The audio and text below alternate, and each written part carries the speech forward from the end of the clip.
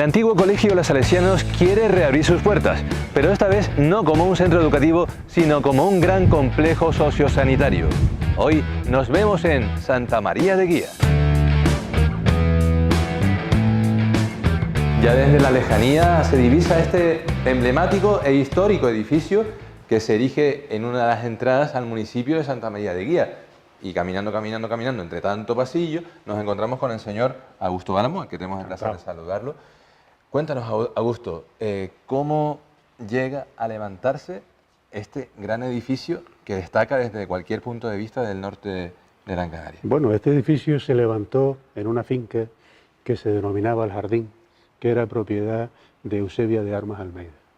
Esta noble dama guiense pues sufragó íntegramente el coste de este emblemático edificio, como tú has dicho, que empezó a construirse en el año 1945 y que finalizó su construcción en 1955. El promotor de la obra o el contratista de la obra fue Miguel Martín Fernández de la Torre, y el arquitecto de la obra fue Fermín Suárez Valido, que se basó en una construcción salesiana que hay en Sarriá, donde se desplazó por encargo de Eusebia de Armas para estudiar el tamaño y las dimensiones de las aulas de ese colegio salesiano para hacerlo en esta zona aquí. Entonces entiendo que el sentido que se le dio desde un principio, digamos que fue dirigido a la educación, como un colegio, ¿no? Destinado a... Entiendo que en aquel entonces tampoco es que existiera una población demasiado grande aquí en Santa María de Guía, que es donde se levanta, por lo que entiendo que no solamente se impartían clases, por así decirlo, solamente a alumnos de este municipio, sino también a los alrededores. Sí, en realidad fue un colegio que podemos llamar comarcal. La idea de doña Eusebia era hacer una escuela de artes aplicadas, donde estudiasen la gente del pueblo y de las zonas colindantes. No solamente se podía estudiar aquí, sino que una parte importante del coste de los estudios estaba sufragado con los réditos que generaban, los ingresos que generaban las propiedades de la finada señora, que así lo dejó escrito en su testamento a su fallecimiento en 1960. Precisamente este año se cumplen 58 años del fallecimiento de doña Eusebia de Armas. Cuando esta señora fallece, pues su patrimonio es gestionado por sus legítimos herederos, que es la diócesis canariense. La congregación religiosa designada para regir los designios de este colegio fue la congregación religiosa salesiana, y estuvieron aproximadamente unos 17 años gestionando el colegio, ¿no? A los 17 años, por desavenencias económicas, fundamentalmente, según nos han dicho testigos de la época, con el obispado, pues decidieron irse de Guía y lamentablemente, pues desde esa época, pues el colegio ya no está funcionando como residencia. Después ya pasó a un centro de formación profesional, que estuvo así durante unos años, por intercesión del Ayuntamiento de Santa María. Tengo entendido, Augusto, que en su momento fuiste alumno de este mismo colegio. Por aquí pisabas, por allí jugabas y por aquí estudiabas. Cuéntanos un poquito, en aquel entonces, cómo se impartían aquí las clases, quiénes las impartían, quiénes las dirigían, y más o menos si era un colegio mixto, como hoy en día puede ser cualquier centro educativo, o si solamente eran chicos, o si solamente... No, el colegio era solamente de chicos. Y yo hice aquí lo que era el preparatorio, que se llamaba, que era antes del ingreso en el instituto, ¿no? Estuve aquí aproximadamente 2 años, y aquí había gente en régimen de internado y en régimen de externos, como era el caso nuestro, que solamente veníamos a clase y almorzábamos aquí. Las clases estaban impartidas por salesianos, no todas. Había también profesores externos. Recuerdo a un señor de la Atalaya que se llamaba Isaac, que era un maestro de escuela de aquella época. Y después había aquí, si no recuerdo mal, 5 o 6 salesianos que impartían diferentes especialidades o asignaturas, ¿no? Bueno, los recuerdos infantiles que tengo son agradables. No recuerdo especialmente ninguna afinidad con ninguna asignatura ahora mismo, ¿no? Pero sí recuerdo que era un colegio grande, un colegio muy luminoso, un colegio con muchas... En aquella época era inhabitual que tuviésemos una cancha deportiva tan grande como esta. Aquí almorzábamos, aquí jugábamos. aquí íbamos a misa, en fin, aquí tuvimos nuestras vivencias juveniles. Sí. Vamos, que se desarrollaba, digamos, amplias actividades de todo tipo, no solamente educativas, formativas, en este caso también religiosas. Sí, al ser un colegio religioso había una gran influencia efectivamente religiosa. De hecho, pues nosotros vivíamos con gran ilusión pues el mes de mayo, que era el mes de María que se llamaba, pero después también teníamos otras obligaciones, como era asistir a misa todos los días, que bueno, que sí, en algunos momentos sí era algo pesado, ¿no? Pero bueno, el resto sí se recordaba con especial agrado, ¿no? Entiendo que iban a misa en la propia iglesia que se edifica pegada a este Sí, edificio, ¿no? la construcción de la iglesia fue posterior al edificio, porque doña Eusebia en los últimos años de la construcción del inmueble, pues tuvo algunos problemas económicos de financiación, porque no hay que olvidar que el inmueble este costó en 1950 8 millones de pesetas, y ella tuvo que empeñar parte de sus joyas personales para poder costear la obra. El colegio se finalizó en el 55, pero la iglesia se finalizó en el 60. Y nosotros, no recuerdo a qué hora, creo que era el mediodía, todas las clases tenían que ir obligatoriamente a misa, que teníamos que recorrer todos los pasillos y acceder por un lateral que tiene la iglesia a la misa, ¿no? Diaria. La misa era diaria, ¿no? Y entiendo que esa iglesia estaba abierta al culto, tanto por parte de los alumnos como por parte del resto de Sí, habitantes del durante municipio. muchos años se estuvo impartiendo misa ahí, pues creo que los domingos. Yo ya no venía, ¿no? En aquella época, ¿no? Pero sí, creo que se abría ahí está bajo la vocación de San Juan Bosco y María Auxiliadora, que era una virgen a la que doña Eusebia le tenía especial devoción. Yo también tengo que decir que yo, sin ser muy mayor, pues estuve en este colegio, pero después tuve también la casualidad de que vivía frente a doña Eusebia, a la casa donde ella vivía. Y en los primeros años de mi vida, pues acudí muchas veces a su casa a jugar con unos gatos que ella tenía, ¿no? Ella siempre me atendió muy bien. Curiosamente también, ella, eso sí me lo contó mi padre después, ella venía todos los días a ver la obra y venía de su casa caminando y tenía que pasar por un comercio que era de propiedad de mi familia, y a la vuelta del teléfono de ese comercio hacía los pedidos de cemento, de material a Las Palmas.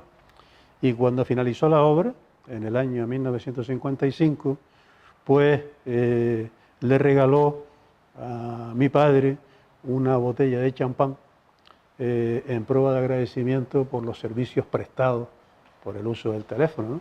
Y esa botella de champán estuvo en las estanterías de la tienda durante muchos años. Mi padre tenía como muy orgulloso, ¿no?, que doña Eusebia le había dado la botella de champán. Entiendo que ya desde aquel entonces nos hablabas de la construcción de este edificio, el mirar desde el horizonte y ver este increíble edificio ya destacaba y ya llamaba mucho la atención, ¿no?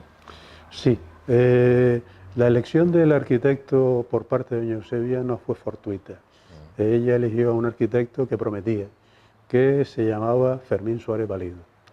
Y para diseñar el colegio, como te comenté antes, ella lo mandó a Sarriá para que viese otro colegio de indio salesiano, que ella era muy amante, digamos, de la formación profesional, creía en la formación profesional para los alumnos. Y entonces este arquitecto se desplazó a Barcelona, a Sarriá, y aprendió cómo era allí, o vislumbró cómo era el colegio. Ten en cuenta que para finalizar los planos él tardó 3 años. Y para finalizar la obra, ni más ni menos que Miguel Martín Fernández de la Torre, tardó 10 años. Fue una obra muy costosa, con muchos estudios, muy bien pensada. La prueba está que un edificio que se construye o se finaliza en el año 55, estamos en el 2018, está semi-abandonado y sin embargo el estado es óptimo, ¿no? A mí me gustaría ver, por ejemplo, muchas de las construcciones que se han finalizado hace 5 o 6 años con un piso como este, con la calidad de este terminado, ¿no? A pesar de la mala vida que ha tenido la obra, ¿no? Yo creo que el inmueble en su época tuvo que haber marcado un hito, ¿no? Vamos a seguir conociendo un poquito el edificio y nos vamos a desplazar hacia el lado izquierdo, donde vemos una escalera que conduce ya a las siguientes plantas y vamos a ver todo lo que esconde cada rincón de este colegio. Y ahora nos dirigimos a este punto desde donde se divisa gran parte de lo que es el norte de la isla. Gáldara al fondo, el casco histórico de Santa María de Guía. El colegio no termina justo en este patio. Tengo entendido que todos estos terrenos también pertenecían a la familia.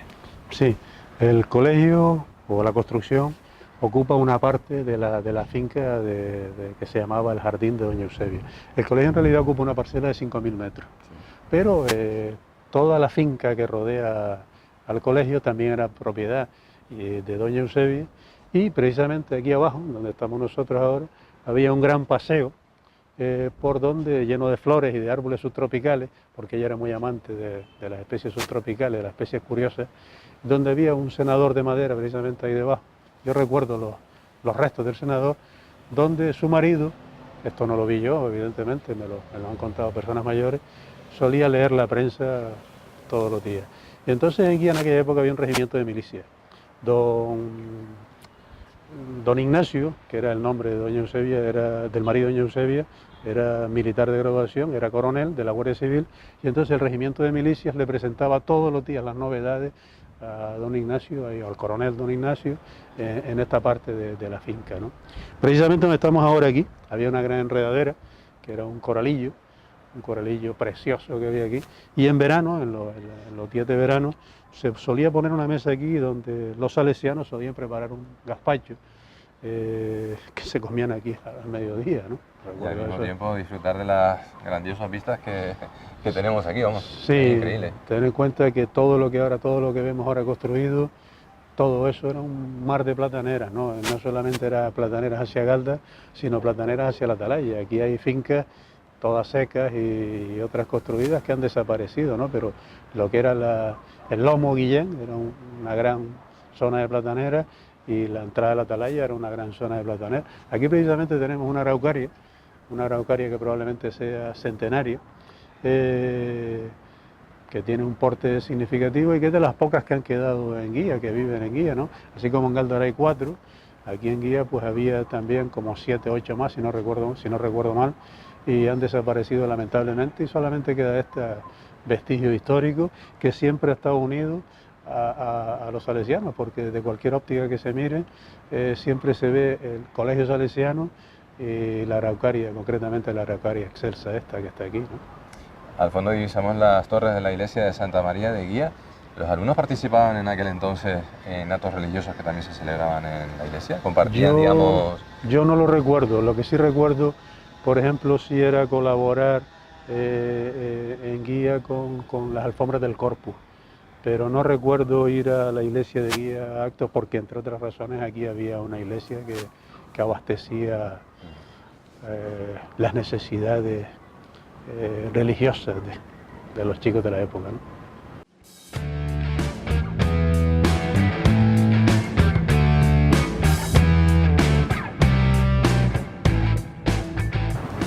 Y seguimos subiendo, seguimos contemplando pues la cantidad de vistas, porque realmente el edificio, además de luminoso, también invita a asomarse a cada balcón de los que vemos por aquí y a contemplar el paisaje, es decir, se nos pierde la vista en el horizonte.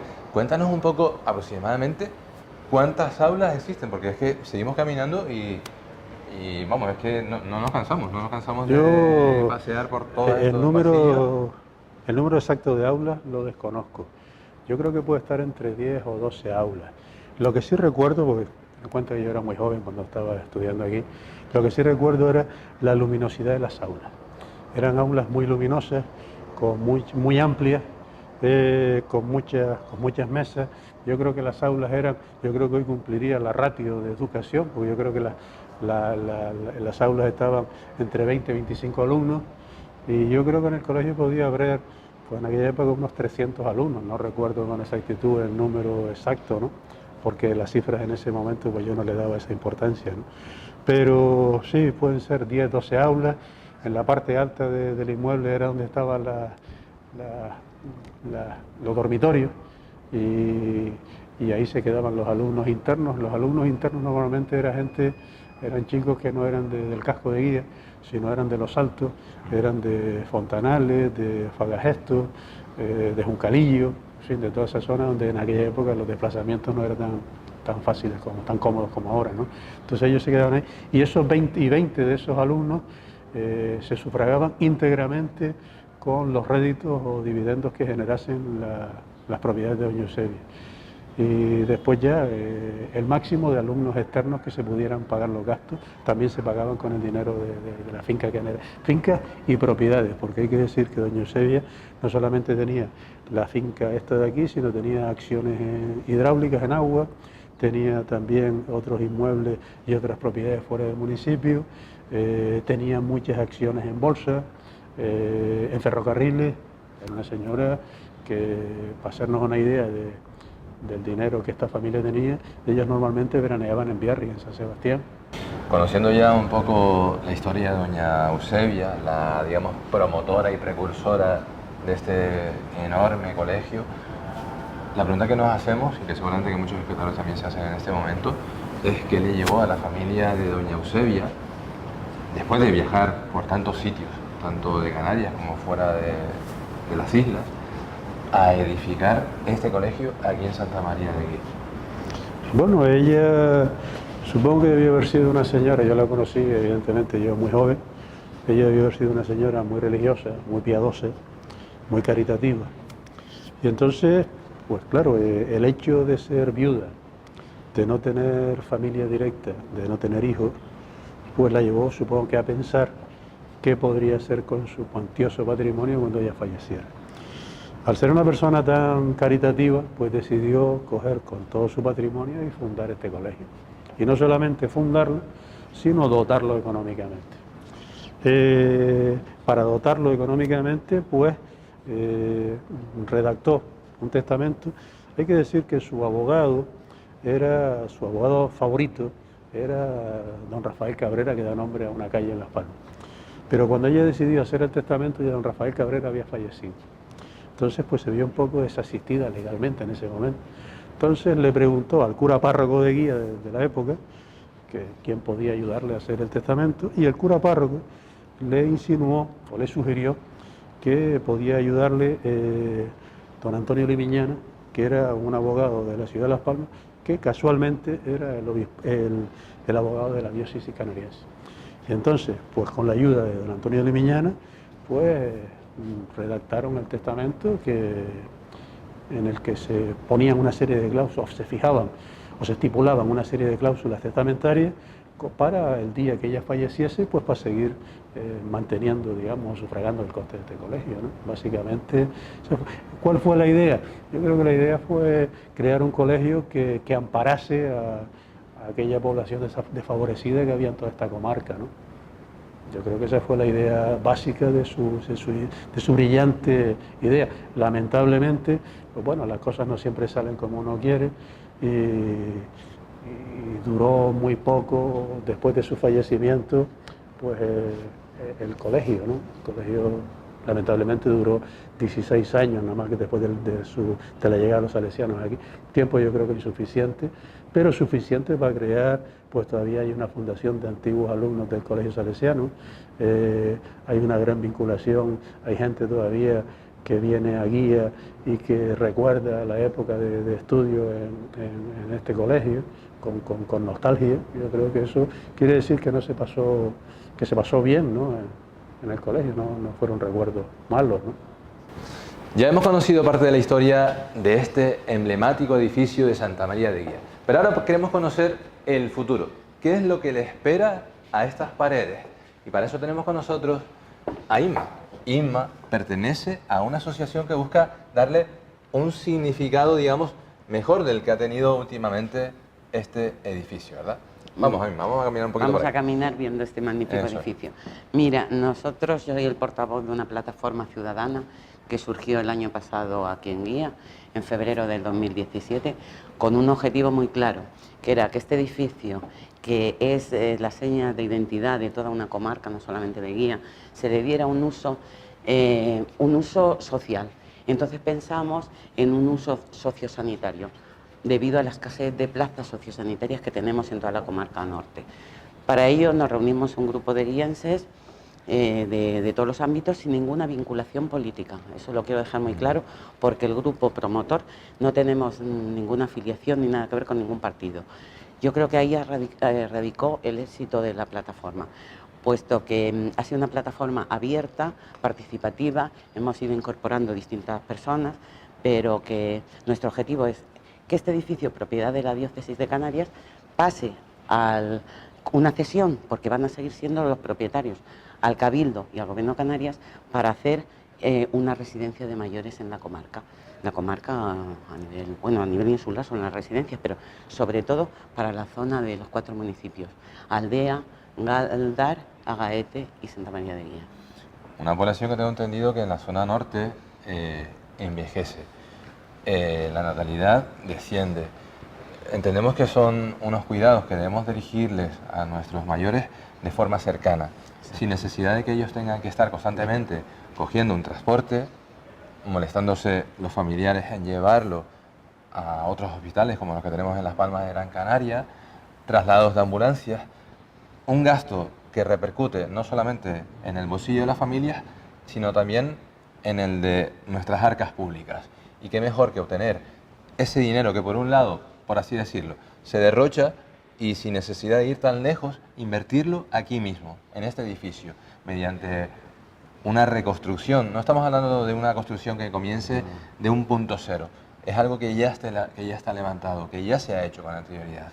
Esto necesita un lavado de imagen, adaptarlo un poquito a los tiempos de hoy, y simplemente ya con, digamos, con un presupuesto, entre comillas, mínimo, se podría dar un servicio que entiendo que es muy necesario para toda esta comarca. Efectivamente, mira, nosotros hicimos, cuando arrancó la plataforma, se hizo un estudio poblacional de los 4 municipios. Tenemos una población de 51.000 habitantes, de los cuales unos 9.000 habitantes son mayores de 65 años. Y de esa cantidad, más de 1.100 son personas que están dependientes de una plaza sociosanitaria y con ayuda domiciliaria. Para todo eso, en la comarca solamente tenemos 106 plazas. Tenemos 30 en la Aldea, 46 en Galdar, 0 plazas en Agaete y otras 40 y pico aquí. Según ya estamos incluidos dentro del segundo de plan de infraestructuras sociosanitarias por parte del Gobierno de Canarias y del Cabildo de Gran Canaria. Ahí hay una partida presupuestaria de 7 millones de euros para rehabilitar este edificio, para hacer de este edificio una residencia de mayores, pero a la vez un centro polivalente, con lo cual tendremos plazas residentes y plazas de día y también para personas con discapacidad, con distinto tipo de dependencia psíquica, física, motórica, con lo cual ya tenemos la partida presupuestaria, ¿sabes? Ahora lo que necesitamos es que se ultimen los detalles de la cesión por parte del obispado. El obispado es el dueño de esto, es el propietario legítimo, y la cesión no significa que va a perder su propiedad, sino que lo va a ceder para ese uso social. Consideramos desde el punto de vista de la plataforma que es una demanda que estamos reivindicando, porque es una forma de hacer justicia, justicia social con la zona, por la cantidad de personas mayores que hay dependientes y la escasez de plazas, y justicia histórica en la memoria de doña Eusebia de Armas, que dejó todo su patrimonio en beneficio de los más necesitados.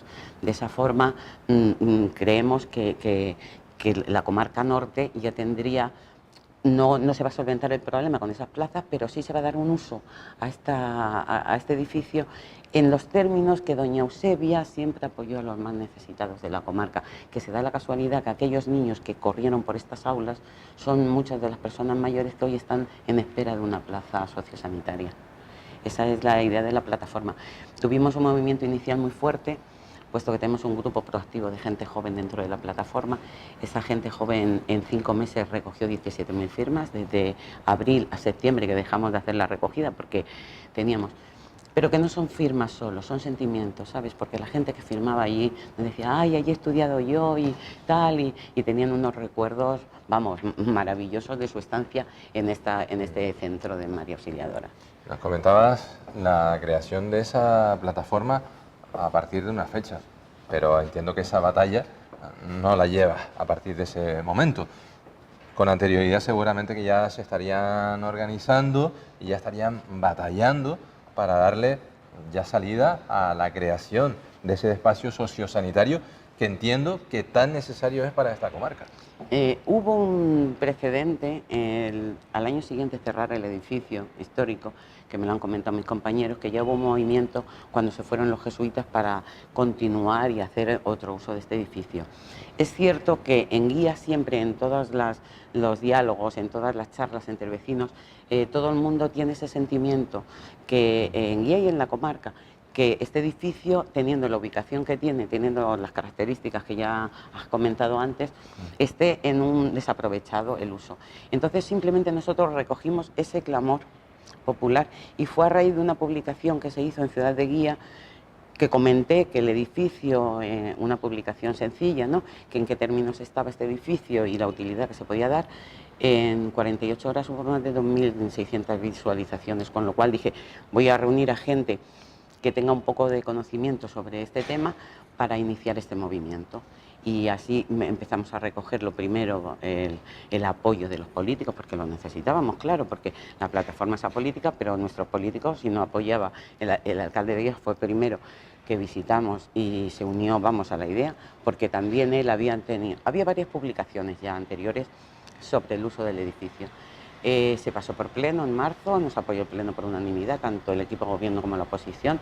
Lo mismo ocurrió en la aldea, en Agaete y en Gálvar, con lo cual ya teníamos la aprobación y el apoyo, teníamos las 17.000 firmas de los 4 municipios, y después una moción que se ha presentado en el Cabildo, donde el grupo de gobierno del Cabildo y el grupo de oposición nos apoyan. Es que en todos los colectivos, todos los colegios oficiales, AMPAs, asociaciones, no solamente las firmas, sino las asociaciones y entidades. Con esta fuerza que nos ha dado y el haber difundido el sentir de la plataforma por todo el territorio insular, pues estamos ahora en un momento muy esperanzador y yo creo que ya estamos a punto de conseguir el objetivo que nos proponemos.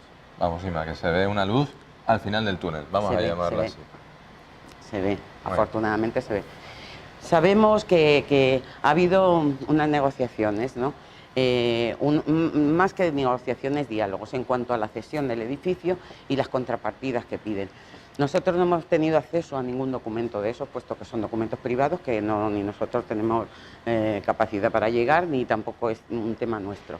Lo que sí que es importante ha sido el esfuerzo político que desde el Cabildo, la consejera de Asuntos Sociales, la que ahora es delegada del Gobierno, Elena Mañez, don Antonio Morales, que desde el primer momento ellos visitaron este edificio el año pasado, en julio, y salieron encantados, vieron la ubicación, vieron cómo eran las aulas, vieron los pasillos. Entonces, desde ese punto de vista, tenemos siempre el apoyo por parte del Cabildo y la buena predisposición por parte del Obispado, porque en la única reunión que tuvimos con don Hipólito Cabrera, cuando le fuimos a exponer en nuestro objetivo, la verdad que se manifestó abierto, nos felicitó por esta iniciativa e incluso plasmó su firma de apoyo en un documento de recogida de firmas. Después ahí pedían una serie de contraprestaciones y por un tiempo de cesión en aquel primer documento que no eran viables, puesto que era como decir que no a esa negociación. Pero tenemos constancia que ha habido el mes pasado, tuvimos un encuentro con el presidente del Cabildo, donde ya había habido otros acercamientos, otros diálogos, y estamos en espera que ya firmen ese convenio definitivo. Quedan unos cuantos flecos por ahí. Lo que sí que es importante para la plataforma es que el tiempo de cesión, bueno, y para el Cabildo y para todos los ciudadanos, sea en un tiempo acorde a los 7 millones de euros de inversión, que es lo que está recogido en el segundo plan de infraestructuras sociosanitarias. Entonces tiene que ser por un tiempo suficiente para que esa inversión sale del dinero público. Y no solamente eso, sino que solicitamos, y así lo hemos manifestado en los medios que hemos podido, que sea la totalidad del inmueble. Es muy importante eso, puesto que los metros cuadrados que tenemos están en el inmueble. Entonces, si como contraprestación, aparte de la iglesia, que por supuesto la iglesia de la cripta, eso sigue siendo, ahí no hay cesión posible, porque están en su derecho de pedir esa zona religiosa. Claro. Pero si como contraprestación se piden parte de la parte baja o de aula, nos reduce mucho, nos reduciría el número de plazas para este centro, ¿no? Entonces, desde aquí el llamamiento tanto al Cabildo como al Obispado para que, primero, la rapidez en la cesión, porque está la partida y porque hay muchos mayores que están, como bien has dicho tú, en espera de esa plaza con una situación angustiosa dentro de las familias que no pueden atender, ¿no? Y muchas personas con dependientes, pero no solamente eso, sino también para que cedan la totalidad del inmueble, porque tenemos dos estudios, un estudio de viabilidad encargado por el Ayuntamiento de Santa María de Guía, por su alcalde, don Pedro, en el cual nos daban 70 plazas sociosanitarias. El estudio que se hizo superficial, aparecían, de las cuales 49 eran de alto requerimiento y el resto de requerimiento medio. Hay una ratio, según los decretos, en la construcción o modificación de centros, ratio de metro por residente, en función de la discapacidad o del requerimiento que requiera. No nos pueden quitar metros de aquí, que la contraprestación que sea mínima y sea en otro sentido, pero no en reducción de metros del inmueble. Ese es un mensaje muy importante que quiero transmitir a las dos partes implicadas. Después tenemos conocimiento que desde políticas sociales del Cabildo últimamente vinieron aquí los técnicos y han hecho otro estudio porque el que nosotros presentamos era de una empresa externa encargada por el Ayuntamiento de Guía. Pero ellos han presentado como otro pequeño informe donde sí que con la totalidad del edificio estaríamos hablando de unas 60 plazas de residente.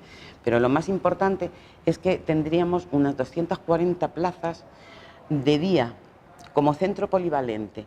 Al decir centro sociosanitario incluimos las residencias, los centros para personas dependientes. Entonces, quizá se va a catalogar este edificio como centro polivalente, pero de uso residencial y de uso para personas con dependencia, con discapacidad. Ahí, ese último informe, desde la política social del Cabildo, es el que nos da fuerza para pedir al Obispado que hagan la cesión en la totalidad del edificio, por los años que considere conveniente y en las condiciones que ellos crean. Nosotros ahí no estamos, ni debemos, ni podemos, ni tenemos potestad para intervenir. Ya son nuestros representantes políticos que, como digo, desde el primer momento y desde la misma diócesis. Lo que pasa es que en aquel primer documento que salió en prensa, que nos enteramos, nos indignamos. Hemos hecho ahora una campaña de 200 pancartas que hemos distribuido, donde es ese mensaje que decimos: cesión ya. ¿Pero por qué cesión ya? Porque la realidad es la que tenemos, y es que no hay plazas y tenemos el dinero está en una partida. Entonces vamos a aprovechar que tenemos la partida y que tenemos el emblemático y la buena predisposición por ambas partes para que ultimen esos datos y se llegue a firmar ya el contrato de cesión, que es por lo que estamos luchando. Llevamos año y medio luchando por esto. Desde luego hay una parte que no se comprende. Contamos con el apoyo popular. Total. Contamos con el apoyo político y contamos con el apoyo religioso, las dos últimas partes implicadas de lleno en este edificio. Pero entonces, ¿por qué tan estancada se encuentra la situación? Yo creo que era por eso, porque aquel documento fue muy impactante, el primer documento que presentó el Obispado. Esto sí que es cierto que es un proceso lento. Porque no depende solamente de la parte de don Hipólito Cabrera, que está llevando los diálogos, y de don Antonio Morales. Depende también mucho de los departamentos jurídicos, ¿sabes? Entonces ahí hay otras fuerzas que estarán ellos negociando, ¿no? Pero sí que puedo transmitir y decirte que las últimas informaciones que nos han llegado es que están ya muy próximos a firmar eso. Ojalá, ¿no? Porque nosotros hemos estado apagando parte del fuego, ¿sabes? Nosotros, a veces había comentarios y demanda ciudadana hacia movilizaciones y tal, y creemos que no es necesario, puesto que si los diálogos y el acercamiento y llegar a acuerdos es inminente, pues no vamos a tener que hacer ninguna. Hasta ahora no ha habido necesidad de eso. Si tuviéramos que hacerlo, no dudamos en que saldriéramos a la calle. Pero vamos, no es el caso, no es el caso. Es un comentario que no es el caso.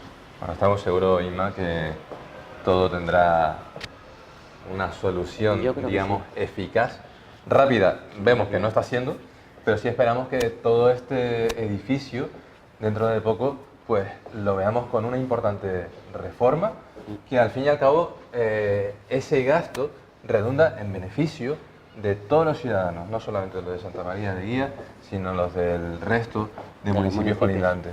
Y que estoy convencido que a muchas familias también les alegrará saber que este centro vuelve a reutilizarse, pero con un sentido mejor del que tenía en el pasado. Digamos que si en el pasado aquí se enseñaba, vamos a partir de ahora a enseñar a que se necesitan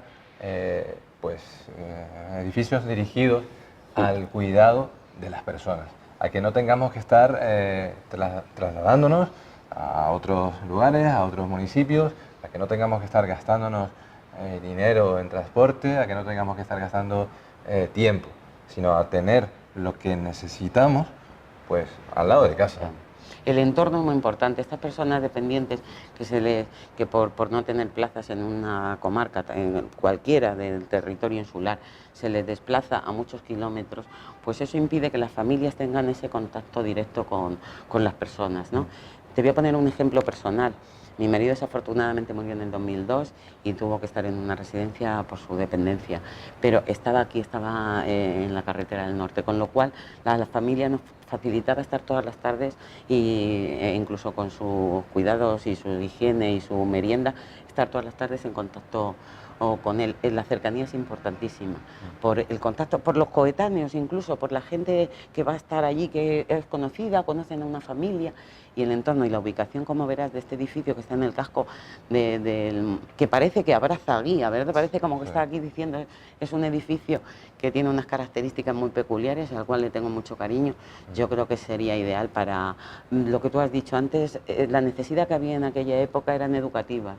Había una gran demanda de formación y doña Eusebia invirtió para solventar esa necesidad educativa en los niños más necesitados.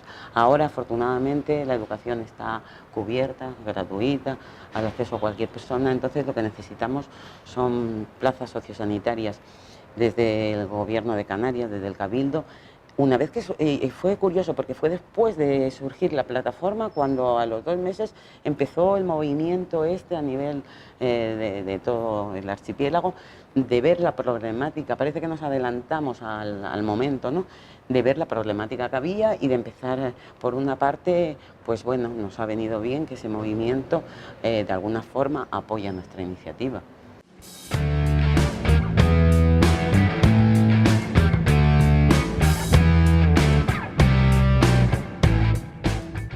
Y aquí tenemos pues el más vivo ejemplo, el que es toda una realidad a día de hoy.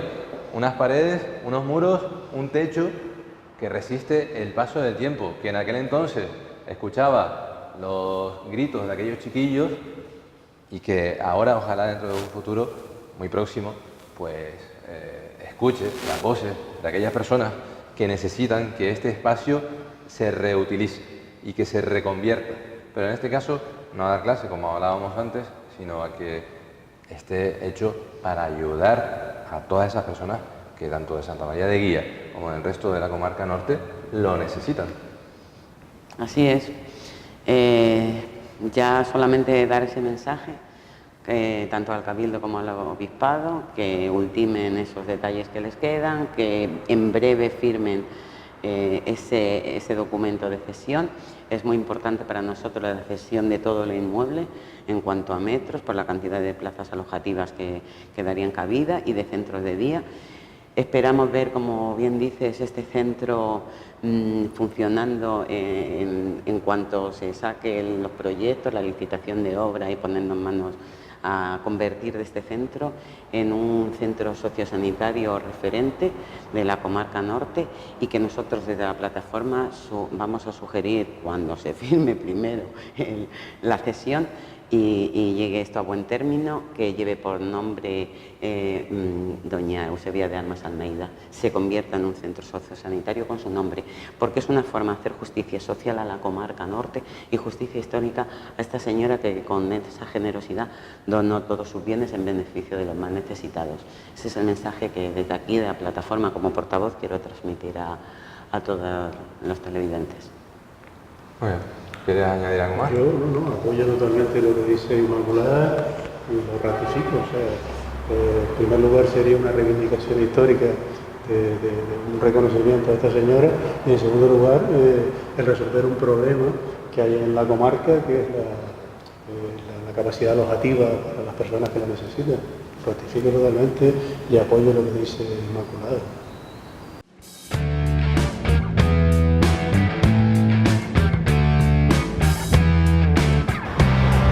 Inma, Augusto, ya nos dirigimos al final de este espacio, un final que ojalá sea el comienzo de unas obras que ya este edificio están pidiéndolo a gritos, ¿vale?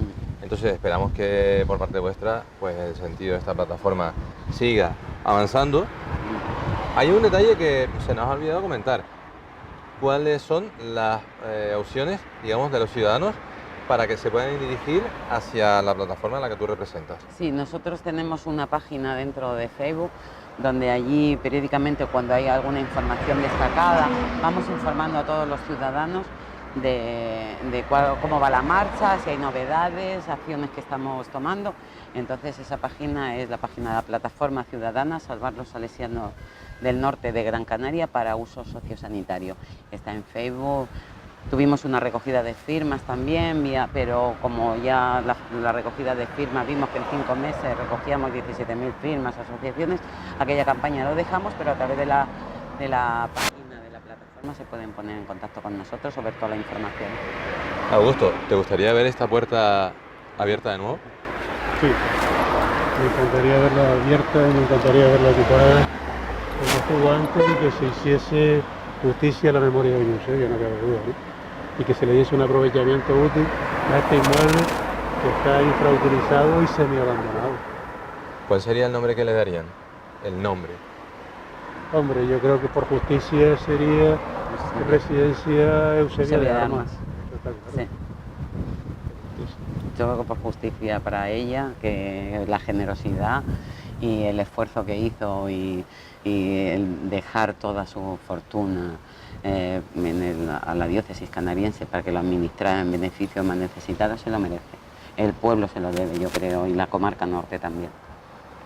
Pues esperamos que pronto sea toda una realidad, que tanto las personas que viven aquí en este municipio como los de los municipios colindantes lo vean, que nuestros políticos apuesten por esa reapertura y que también el obispado, digamos, se implique, porque aquí son diferentes partes y todos se tienen que poner de acuerdo. Exacto. Y pensemos que si queremos tener, como quien dice, carreteras casi pegadas en la puerta de nuestra casa, también contar con edificaciones que se dirijan al cuidado, a la salud de los mayores y de los tan no mayores, como podemos ser nosotros y que lo necesitaremos en un futuro, que ojalá ya todo este edificio se vea reabierto y que se le dé uso. Pues muchas gracias por darnos la oportunidad de estar en vuestra televisión, en vuestro programa, difundir el sentido y el sentir de la plataforma dentro de la comarca y donde nos lleve vuestro programa. Agradeceros el tiempo que nos habéis dedicado y esperamos vernos en la inauguración del edificio. Ojalá que sea pronto. Gracias. Gracias.